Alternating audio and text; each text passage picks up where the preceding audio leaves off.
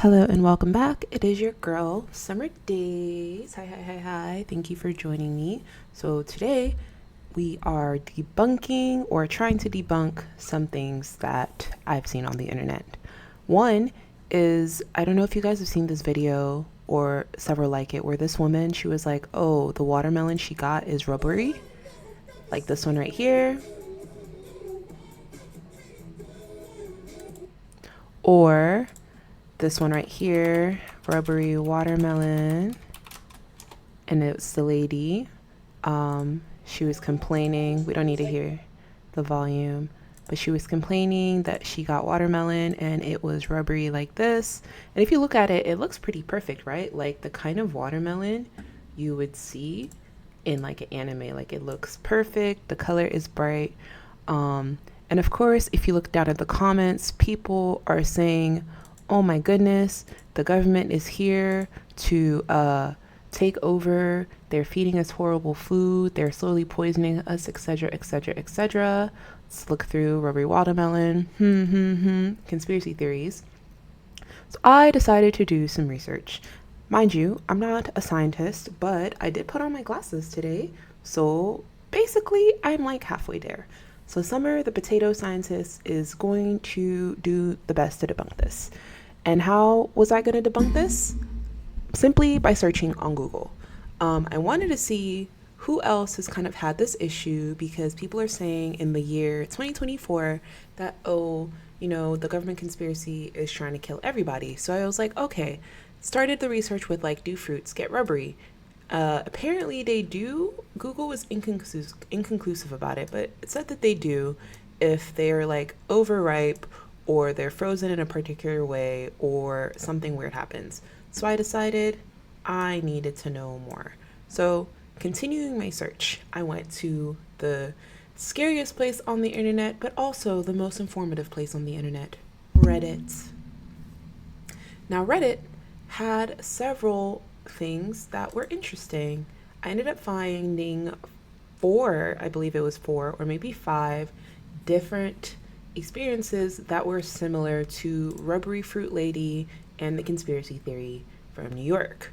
The one that was the farthest ago was this from 3 years ago, found one from 2 years ago, one from a year ago, 4 months, and 2 years again. So let's go in order from the oldest to the newest, okay? So rubbery fruit, specifically rubbery watermelon. The person was like, they've never had a watermelon like this. Mind you, this is in the cooking Reddit channel, so it should be pretty legit. And they're like, it's not cooking related, but what makes watermelon rubbery? Remember, we were talking about rubbery watermelon. The person was like, the pieces aren't soft, but more chewy. Everything is fine. The taste, the color, the yellow sunspot. If you look at this, ladies, the color, it looks good. It looks like it should be delicious, right? But it was rubbery. The person said the flesh itself is rubbery, like I'm biting close to the rind on every bite. I would assume it's unripe, but Google says otherwise. And this was 3 years ago, right? So it's very far away. Somebody was like, it was old and stored for a long time. They're like, is it safe to eat? The person was like, they got it from Walmart. We're not dissing Walmart because, it serves a purpose in America. And then they start talking and complaining about Gordon Ramsay. But this person down here, in case you can't see it, let me scroll up for you. Or rather, let's reduce the price size and scroll up here. This person down here was like, gotta adjust myself. This person said that it was grown without enough water, probably grown with whatever chemicals, in whatever environment. So we have a documented experience of somebody having watery watermelon or rubbery watermelon a very long time ago, 3 years ago, which is basically like a lifetime. Like that's college, that's high school, it's middle school, it's a long time. So 3 years ago, that happened. Moving on to the 2 years ago example, somebody was like, my watermelon is strange. And this is in the subreddit of no scrap left behind. Look at them, saving the environment. I love that. They said they bought a mini seedless watermelon and they were so excited to try it. They cut into it and it is what? It is rubbery on the inside. There's almost no flavor at all, and the sections that are rubbery are deep red, and the sections that are like, and then they're like freeze or burn almost, and a light pink. So look at it. This is deep red for a watermelon. So it seems that this person might be experiencing the same thing that lady is, right? Somebody responded, if the taste and texture is off, it can be a bad melon. We got a sad face, arrest warrant. You know, somebody's giving advice. You gotta either blend it or get rid of it. Somebody said, depending on where you are, it's out of season. If you're in America, we are in the northern hemisphere. So if you're trying to get melon, it might be out of season and it might be frozen for many months or imported from far away. So that could be an issue. Again, we are in the northern hemisphere. I will give her the benefit of the doubt to say that it is summer, early summer in America. So maybe that's a possibility, but just saying that this also happened 2 years ago, right? Next, we have somebody, and this one I think was very interesting. They're like, they just cut into a watermelon. They saw this crack inside, and you can see, I don't know if I can zoom in, but you can see it's firming up and like getting that kind of texture. This is mealiness, but yeah. And then they're like, it's over up and it's losing its moisture. The flesh will begin to shrink. So that was like an interesting thing. This one looked like it might be a viable contender as well. They're like, this mini watermelon sounded like a good melon. They open it, it looks soft, but then this part looks wet, but this part looks pretty solid. And people said that it's been this was 4 months ago. That's why I even found it. They said that, it's been frozen and now it's rubbery. So it's an old watermelon that's been frozen. They said it wasn't spoiled or it didn't smell spoiled. Somebody said that it looked like a grape that they found. The taste and texture was rubbery and a weird aftertaste. The person said they thought it was overripe, but then the texture or the rubbery, somebody said that they said it was because it was rubbery that reminded them of being frozen. And I think this person also said it's been frozen. If you shop at Aldi's like a discount grocery market. They'll freeze things down in the store to like make it last longer before bringing it out to the customers, or freeze things a long way before bringing it to them and then trying to ripen it. And in that process, it could get rubbery, it could spoil, things could happen. So that they're saying that this is kind of what's going on. It's just overripe and then they froze it and it turned into that thing. So I don't think it's a conspiracy. Oh, this person was like, it looks like beef.